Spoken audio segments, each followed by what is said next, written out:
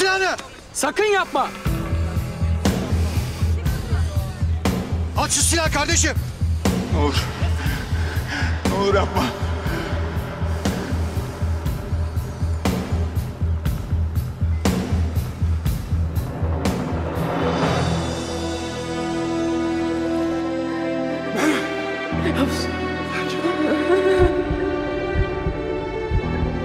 Ne olur. Ne olur yapma.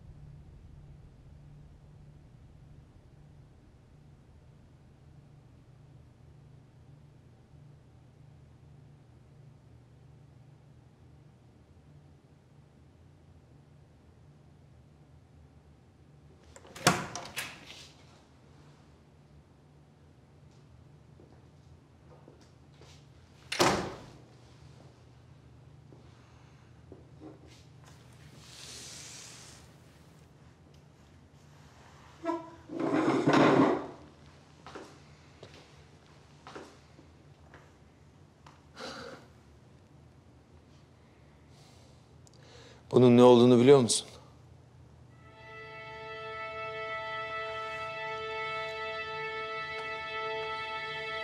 Uğruna yaşadığım her şey.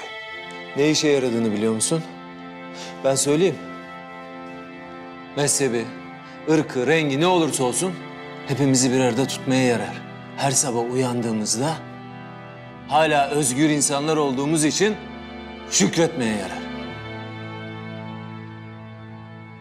Hala uğruna can verecek bir sürü şeyimiz olduğunu hatırlatmaya yarar. Bu bayrak en tepede dalgalansın diye yüz binlerce verdiğimiz şehitleri hatırlatmaya yarar. Ve hepsinden önemlisi seni vicdanlı, adaletli, hukuka inanan bir asker yapmaya yarar. Ama sen sırf bu bayrağı göğsünde taşıdın diye o çoluk çocuk katilleri gibi davranamazsın. Davranmayacaksın. O herif 30'dan fazla masum insanı öldürdü. Hem de gözümün önünde, gözünü kırpmadan. Mesele o değil. Bir asker aldığı emirlerle hareket eder. Nefretinin sesiyle değil.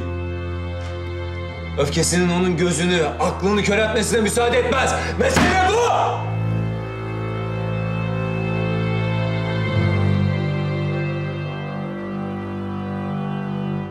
Alaya dönmem lazım.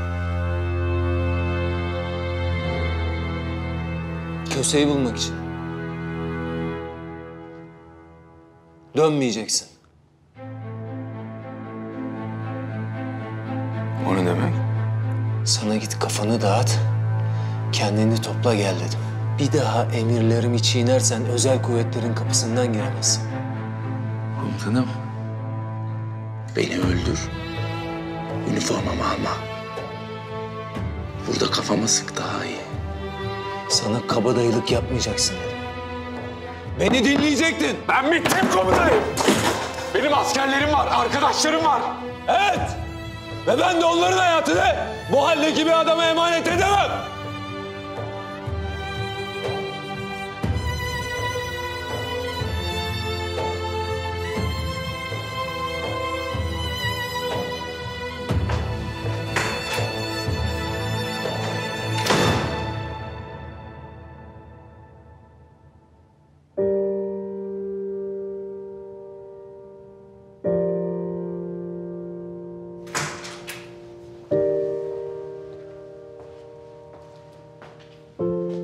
İnsanlara zarar verebilirdin. Allah'tan o adama bir şey yapmadın. Bir daha sakın böyle bir şey yapma. Erdem Yarbay olmasaydı yanmıştın. Hadi başın sağ olsun. Vatan sağ olsun.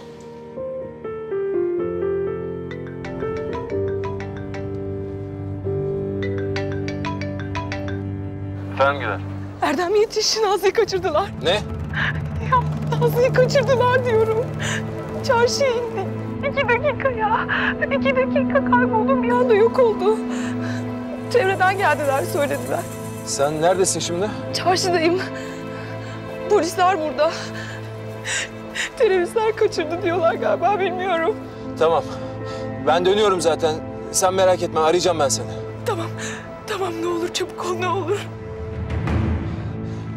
Acele gidelim lütfen havaalanına. Ben Yarbay Erdem. Kurmay Başkanımla acil görüşmem gerekiyor. Tamam, bağlayın. Komutanım iyi günler, müsait misiniz? Çok acil bir konu var. Dinliyorum. Komutanım kızım örgüt tarafından az önce kaçırılmış. Sen ne diyorsun Erdem? Komutanım çarşıya inmişler, orada olmuş. Yer belli mi? Komutanım ben de tam bilmiyorum ama savcılık soruşturmayı başlatmış. Yani detayları öğrenir öğrenmez size bilgi vermelerini söyleyeceğim. Tamam, hemen bekliyorum. Sen cenazedeydin değil mi İstanbul'da? Dönüyorum komutanım. Döner dönmez buraya gel. Emredersiniz komutanım.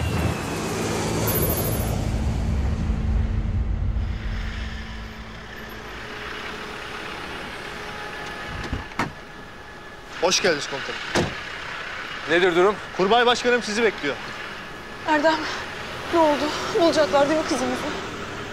Bulunacak. Güler bulunacak merak etme. Sen sakin ol şimdi.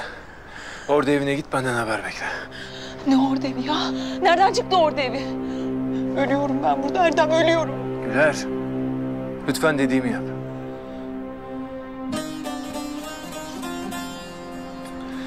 Korkma. Sakın korkma.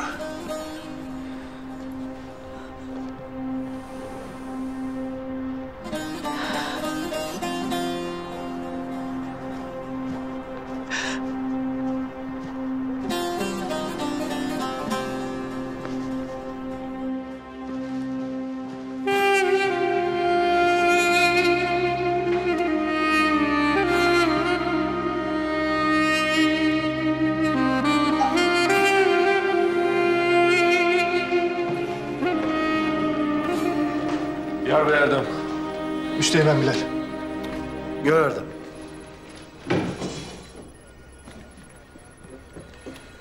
Yer tespiti için savcılık kararı çıktı mı? Çıktı komutanım.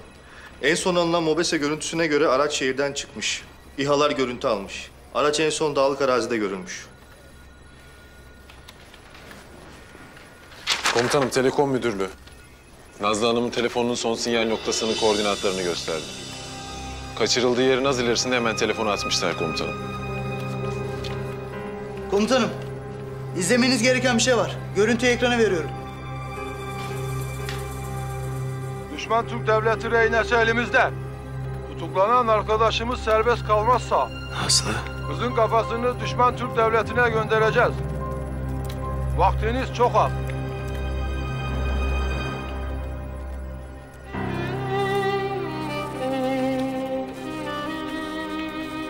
Nereden bu video? İnternete yüklemişler komutanım. Irak'ın kuzeyinden. Ben bir komutanımla konuşacağım.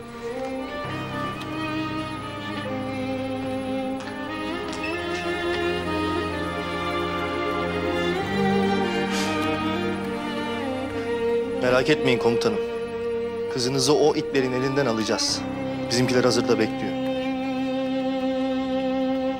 Bırakın beni! Ne olur bırakın beni! Lütfen durun, ben bir şey yapmadım! Durun! Ah! Ne olur durun!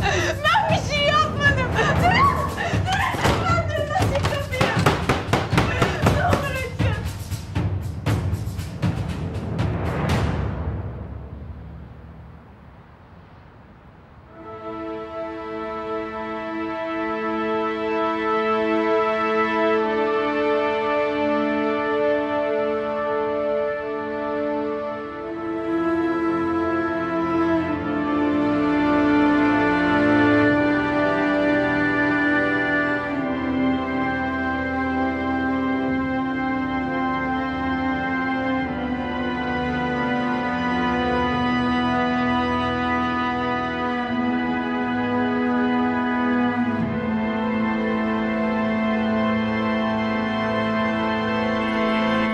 Komutanım, ben ve Erdem Yarbay'ım, sizi dinliyoruz. Geçmiş olsun Erdem. Sağ olun komutanım. Yayınlanan videoyu izledim. Senin kızın ya da Çoban Mehmet'in kızı fark etmez. Bizim için her Türkiye Cumhuriyeti vatandaşı değerlidir. Terör örgütünün eline de tutulmasına razı olamayız. Ne gerekiyorsa sonuna kadar yapacağız Erdem. Sağ ol komutanım. Ayrıca alışveriş merkezi saldırısı üzerine Ankara ile konuştum. Yeni bir görev emri geliyor sana. İvedilikle hazırlatıyorum. Emredersiniz komutanım. Komutanım, bizimle pazarlık etmek istiyorlar. Ne kadar zor bir durum olduğunun farkındayım. Dirayetli olacağız, kızımızı kurtaracağız. Allah hepinizin yardımcısı olsun. Hayırlı görevler. Sağ ol komutanım.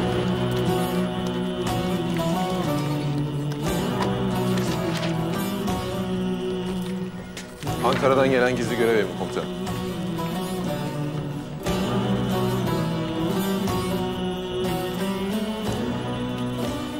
Terör örgütü elebaşının bulunup yok edilmesi için şu anda görevde olmayan askerlerden özel bir tim kurulacak Erdem.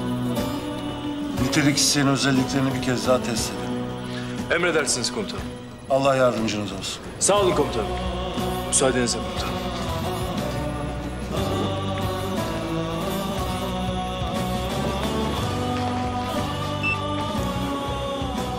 Bilal, her şeyi duydum. Bana en kısa zamanda özel kuvvetlerden ya da Ankara'daki taburlardan en iyisinden 12 kişi bulacaksın. Anlaşıldı mı? Emredersiniz komutanım. Erişim engeli getirilen videoda terör örgütü kaçırdıkları vatandaşımızın görüntüleriyle ülkemize tehditler yağdırdı sayın seyirciler. Az önce haberle ilgili bir de yayın yasağı geldi. Terör örgütü ellerindeki rehineye karşı arkadaşlarının serbest bırakılmasını istiyor. Yetkililerden aldığımız bilgi ise teröristlerle bir pazarlığın söz konusu olamayacağı yönünde. Kaçırılan vatandaşımızın... Bir gelişme mi var? Video yayınlamışlar, ne istiyorlar? Alışveriş merkezinde sağ yakalanan bir terörist vardı. Onu istiyorlar.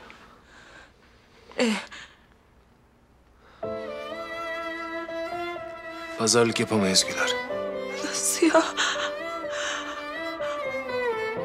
Güler. Sabretmen lazım. Bu bizim kızımız olsa da teröristlerle pazarlık yapamayız. Eğer bir kere boyun eğersek hep boyun eğmemiz lazım. Şerefimizi ayaklar altına alamayız. Kızımız. Ya öldürürlerse? Erdem. Erdem, ben kızımı istiyorum. Ne olur kurtar onu. Kızımı istiyorum ben. Ne olur.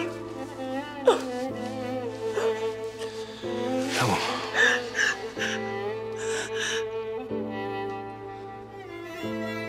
Benim tabura dönmem lazım.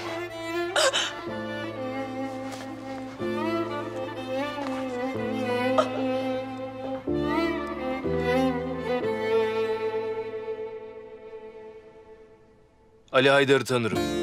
Birlikte görev yapmıştık. 15 yıldır buralarda komutanım. Çok tecrübeli. Ben araziyi ondan daha iyi bilen birini görmedim.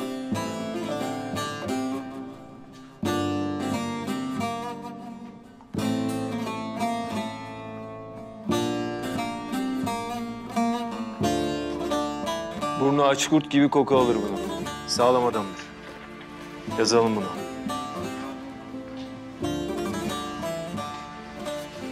Çok riskli bir doğum olacak. Yani karınızın doğum olana kadar yataktan kalkmaması lazım. Nasıl yani? Yani düşürebilir. Kaçıncı bu? Daha önce 4 tane kaybettik. Son umudumuz bu. O halde eşinize çok iyi bakmanız lazım. İyi de ben bir askerim. Göreve gidiyorum. Ne kadar sürüyor? Bazen 3 gün, bazen 3 ay. Anladım ama yani eşiniz gördüğüm kadarıyla bu bebeği çok istiyor. Ben de istiyorum. Özür dilerim. Alo. Ali Haydar. Vatan senden acil hizmet bekler. Nereye geliyorum komutanım? Yanıma. Emredersiniz komutanım.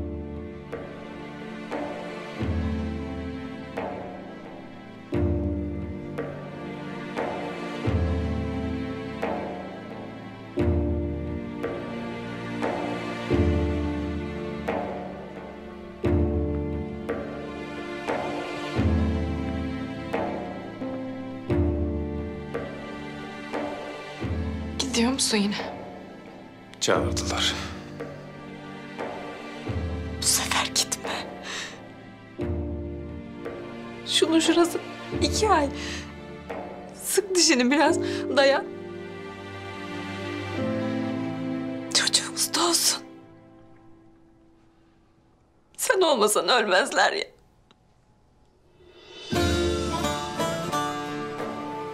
Onlar orada ölmezler ama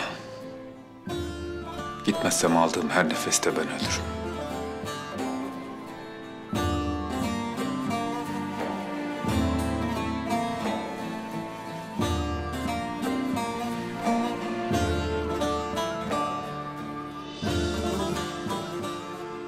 Hakkını helal et.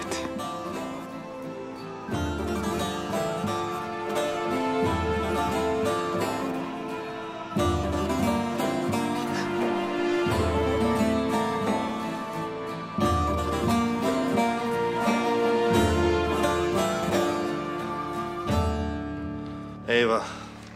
Ne oldu? Mücahit delisi burada da karşıma çıktı komutanım. Bu adam tam bir deli komutanım. Neymiş derdi? Özel kuvvetlerde böyle bir tipi tarih yazmamıştır. Bunun babası polis. 2009'da teröristlerle girdiği çatışmada şehit olmuş. Dedesi de Kıbrıs harekatında şehit olmuş. Dedesinin dedesi de Çanakkale'de şehit olmuş. Tam şehit oğlu şehit yani. Allah'ım, ne olur bu sefer şehit olmayı nasip et. Ne olur. Birinin önden girmesi gerek. Kim giriyor? Siz bu soruyu sormadınız, ben de duymadım.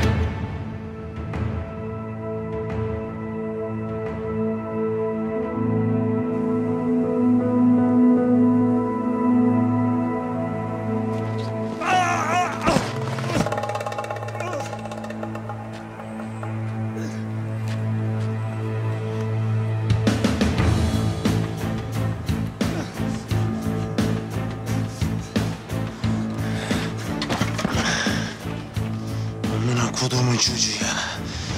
Gel lan buraya. Lan Muleyni. Siz bakım yapmıyor musunuz lan bu silahlarınıza? Ha? Silah bu silah. Bakacağım buna her gün. Temizleyeceksin. Yağlayacaksın. Seveceksin. Okşayacaksın. Sonra böyle tutukluk yapar. Sik gibi kalırsın. Oğlum, senin benim duygularımla oynamaya ne hakkın var lan?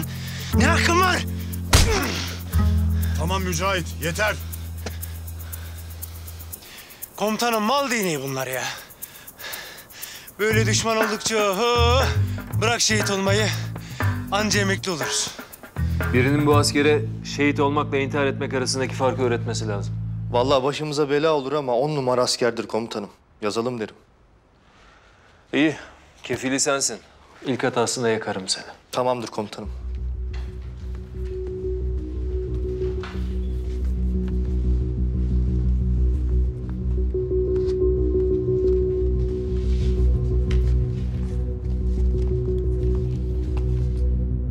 Assubay Fethi, milli okçuymuş.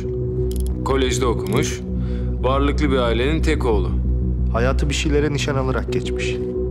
Böyle bir aile niye oğlunu asker yapsın ki? Aile değil. Zaten kendisi istemiş. Vurabilecek misin? Iskalarsan işin biter, evine gidersin. Iskalamam komutanım.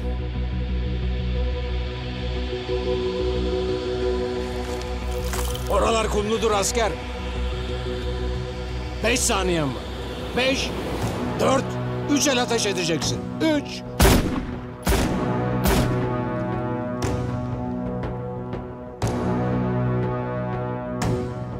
...100 metreden bir tane bile tutmamış. Değil mi? 100 metre mi? Ben 200 attım komutanım.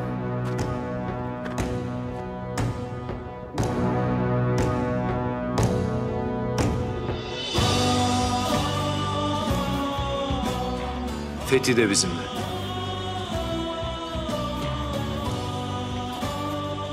Yazalım. Bir de istihbaratçı lazım.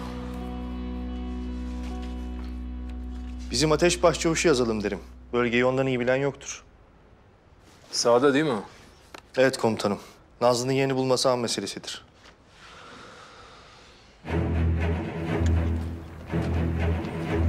Girmediği delik yok. Arapçası da Kürtçesi de çok iyi. İkisinde lehçeleriyle konuşuyor.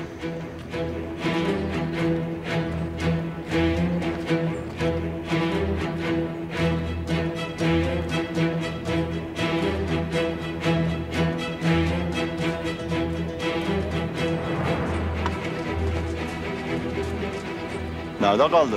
Yolu uzatmak zorunda kaldım. Düşman vardı. Malzemeleri getirdin? Getirdim. Hepsi burada.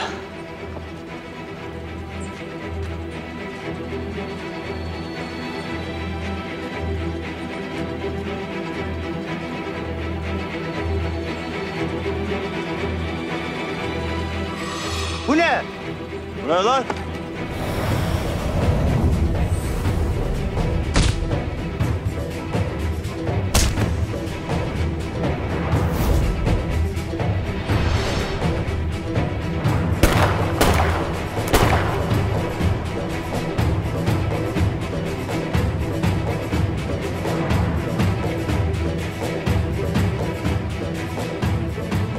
Seninle daha işimiz bitmedi. Yürü sepetin oraya. Bu arkadaş da tahrip uzmanı. Adı Feyzullah. Eğitmenleriyle konuştum. Biraz ana kuzusuymuş ama son dönemde çıkan en iyi askerlerden biriymiş diyorlar. Ana kuzusu mu?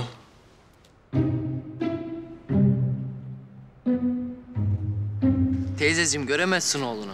Oğlum 2 dakika göreyim. Bak Feyzullah burnumda tutuyor. Ya sen dün gelmedin mi teyzeciğim? Görüşmediniz mi? Ya görüştük de ana yüreği işte bir gün görmeyince özlüyor. Teyzeciğim burası öyle senin bildiğin askeriye değil. Burası bambaşka bir yer. Hay Allah. Ya bari şu kıymalı böreği verseydin ha. Vallahi bak Feyzom kıymalı böreği çok sever. Tamam teyze ver bana. Oğlum iyi değil mi? Canını falan yakmıyorlardır. Yok teyzeciğim prens gibi bakıyorlar. Merak etme. Oh iyi çok şükür.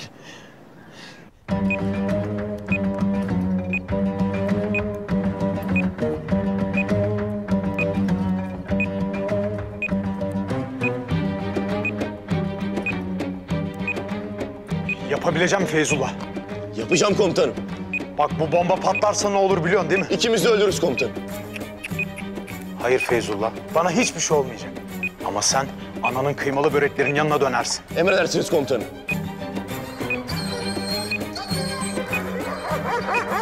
Hadi Feyzullah.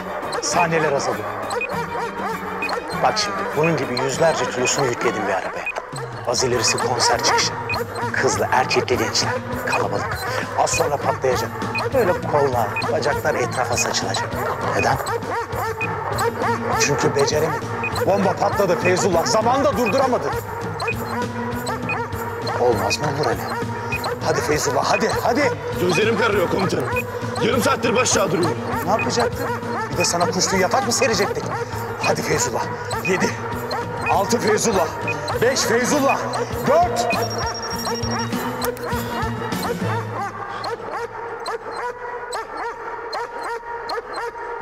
Aferin Feyzullah. Herkesin hayatını kurtardın. Bunu daha önce yapabilen olmamıştı. Sağ olun komutanım. Hadi iyi günler Feyzullah. Komutanım, ben böyle mi kalacağım? Vallahi orasına karışmam. Bak başının çaresine.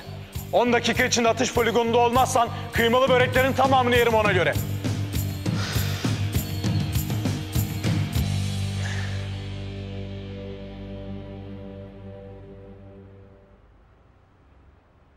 Son olarak Geveze diye anılan bir arkadaş var. Üsteğmen Zafer Yaman. Geveze mi? Neden geveze?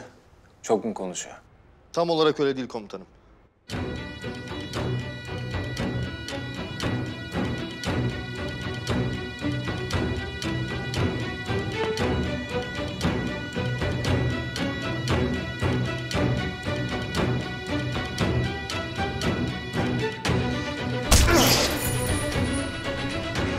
Konuşsana lan.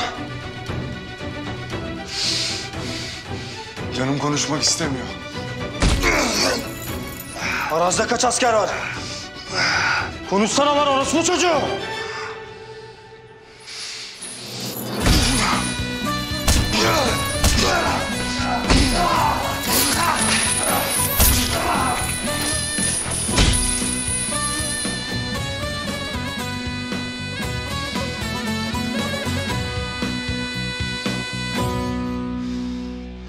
Şu anda görevde ama ondan daha iyisini bulamayız. Yakında dönecek. Tim komutan yardımcısı olabilir. Tamam. Kurmay başkanımla konuşup hepsi için talepte bulunalım. Emredersiniz komutanım.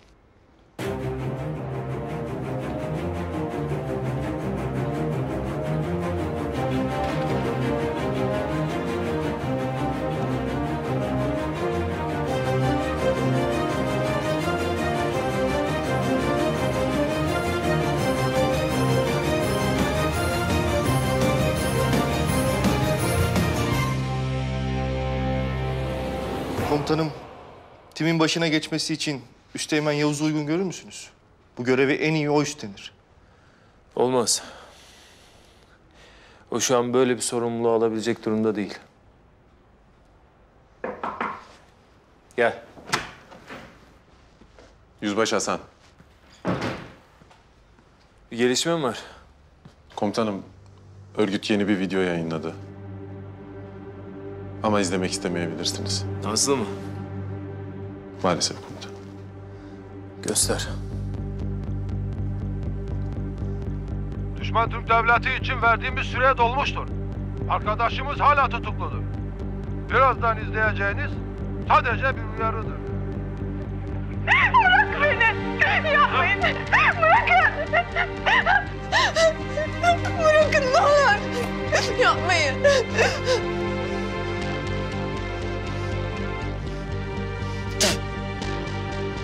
Rezil hayvanlar! Takas olmazsa delik deşik ederiz kızı. Yapma! Bırak! Bırak! Yapmayın!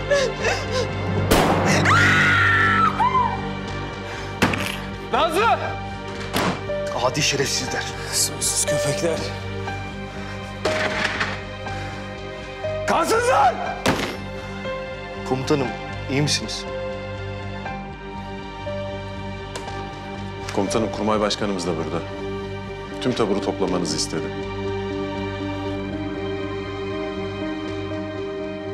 Biraz acır ama göçer sonra. Allah belanızı versin.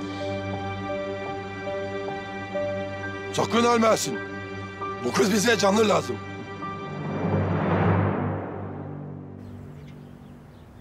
Dikkat! Özel Kuvvetler Taburu emir ve görüşlerinize hazırdır komutanım. Merhaba arkadaşlar. Sağ olun. Nasılsınız? Sağ olun. Sizler de sağ olun. Rahat olun. İleri bak! Rahat!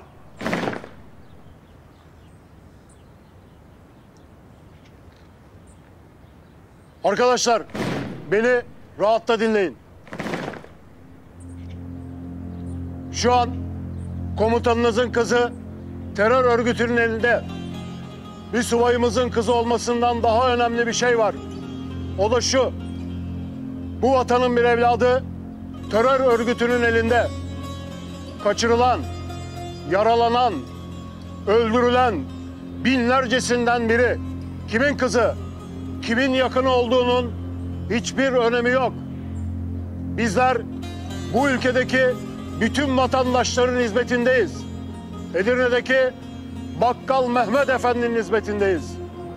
Ağrı'daki Çoban Halil'in hizmetindeyiz.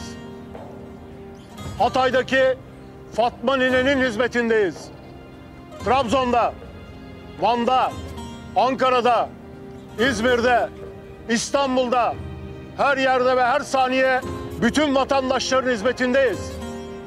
Unutmayın, sizler canlarınızı feda etmekten korkmadığınız için o insanlar rahat uyuyorlar. Anlaşıldı mı? Şu andan itibaren bütün izinler kaldırılmıştır.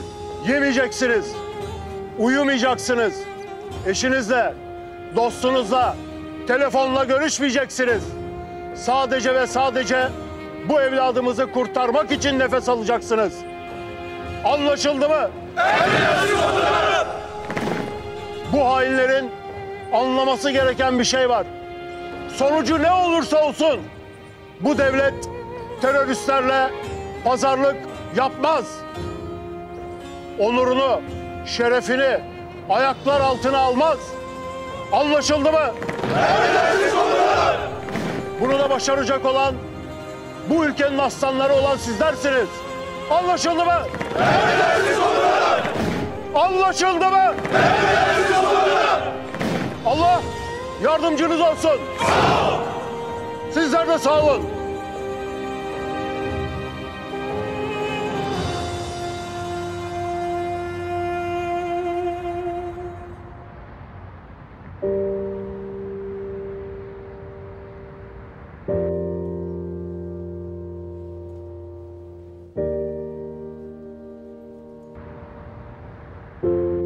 Numan abi, sana bir şey soracağım. Buyurun doktor hanım. Bu hastanenin önünde bir tane adam duruyor birkaç gündür. Sabah akşam orada. Ne yapıyor? Vallahi ben de bilmiyorum doktor hanım. Bir sevdiğini falan kaybetti herhalde. Meczup olmuş, besbelli. Anladım. Derdi neymiş bir sorar mısın? Tamam, ben bir bakayım geleyim.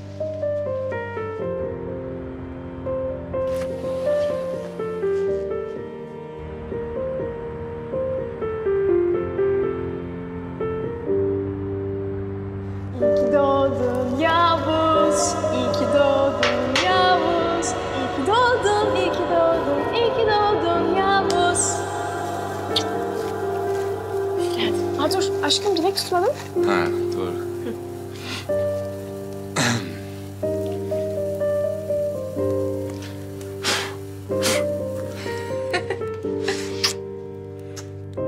Ne diledin? Seni. Yalancı. Ben zaten buradayım. Tamam işte garantiye alayım diye. Sonsuza kadar sürsün diye.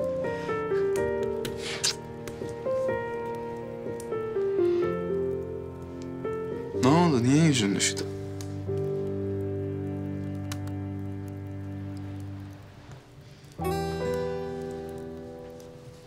Ne zaman gidiyorsun? Yarın. Ne sınır ötesine mi? Yo, eğitime. Aşkım yalan söyleme. Biliyorum savaşa gittiğini. Ne yapayım? Birilerinin gidip kötü adamlarla savaşması lazım.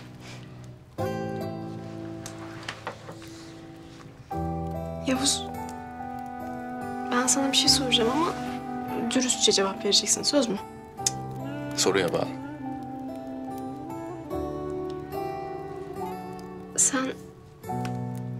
Sen hiç birini öldürdün mü?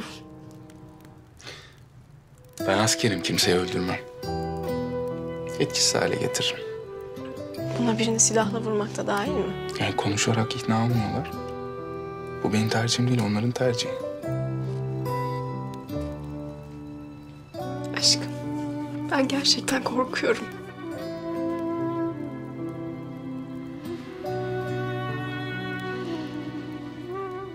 Biliyorum.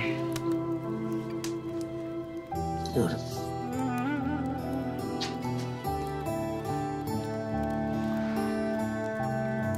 Ama benim hayatım bu. Her an her şey olabilir. Bir gün kapını resmi üniformalı 2 asker çalar. Elindeki Türk bayrağını sana uzatırlar. Benden geriye kalan sana birkaç güzel hatıra, bir de Türk bayrağı olur. Bu her zaman olabilir.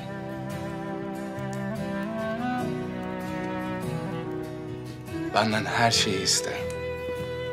Her şeyi iste. Ama görevi bırakmamı asla istemem.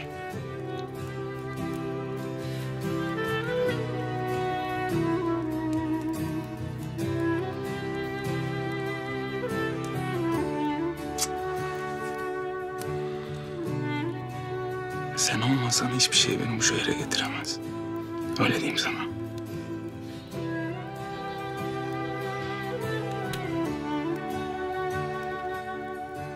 Peki ben sana niye bu kadar aşığım? Ya beni üniformayla gördüğün için olabilir. Sevsek. Ya etkilenmişsindir tabii yani.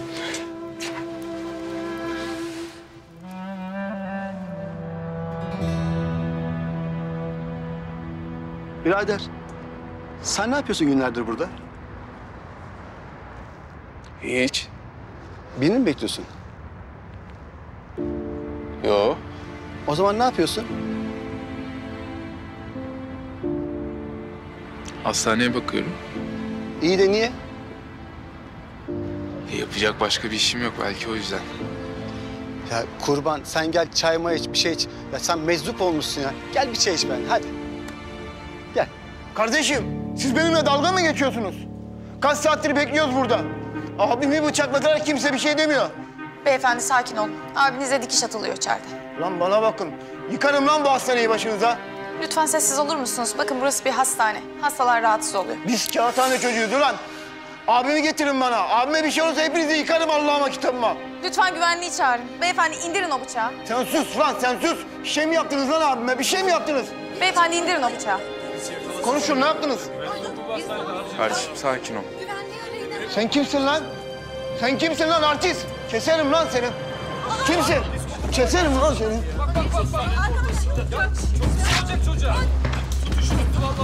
Bırak lan beni. Bırak. Bırak lan beni.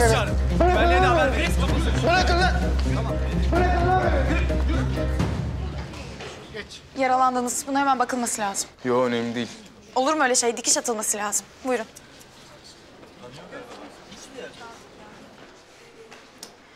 Şöyle oturun. Üstünüzü çıkarabilir misiniz?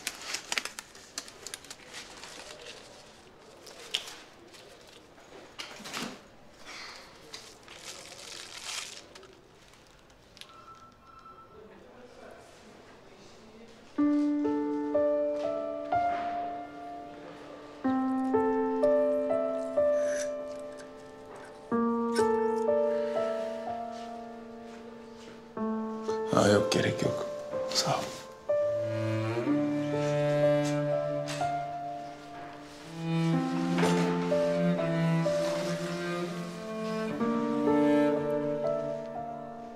Polis misin? Askerim. Çok yaran var. Hala ölmedik. Çok şükür. Nerede görev yapıyorsun? Karabayır'da. İzindeyim şimdi.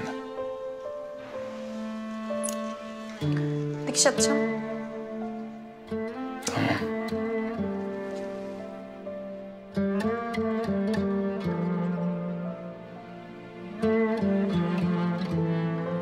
Canın acımıyor mu? O kadar çok acıdı ki. Hissetmiyorum artık.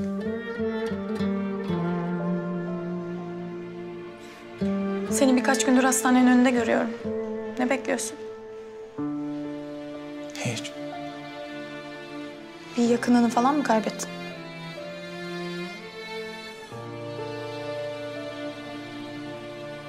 Nişanlımı. Burada mı kaybettin? Hı hı. Başın sağ olsun. Vatan sağ olsun. Çok mu seviyordun onu? Bir kadın ne kadar sevilebilirse seviyordum.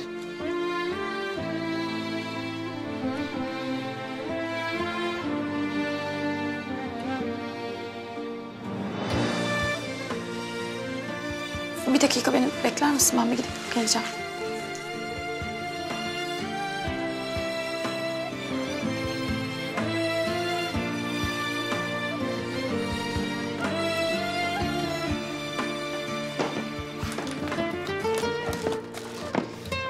Nereye koydum ben bunu ya? Bir son dakika gelişmesiyle devam ediyoruz sayın seyirciler. Emniyet yaşanılan kaçırma olayının başındaki Köse lakaplı teröristin fotoğrafını basına dağıttı. Teröristin başına 300 bin lira ödül konuldu. 3 kez gıyabi tutuklama kararı çıkan terörist en çok arananlar listesinde ve bütün dünyada kırmızı bültenle aranıyor.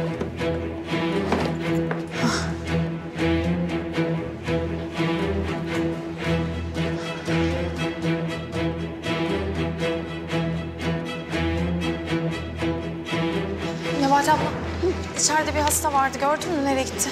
Vallahi demin bir koşturarak gidiyordu ama bilmiyorum o muydu?